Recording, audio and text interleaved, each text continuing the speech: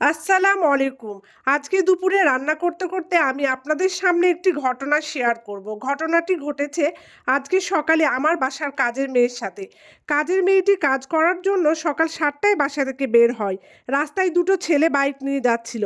হঠাৎ কাজের মেয়েটিকে বলে, আন্টি একটু দাঁড়ান। কাজের মেয়েটি দাঁড়িয়ে যায়।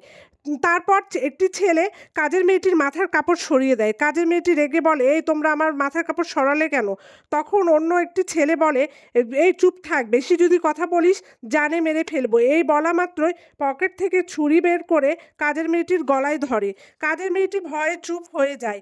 ওরা মূলত ছিনতাইকারীরা যখন দেখে কাজের মেয়েটির কাছে কিছু নাই, তখন ও তাকে ছেড়ে দেয়। আমার বাসা শহরে, আমার বাসার পাশে কাজের মেয়েটির বাসা।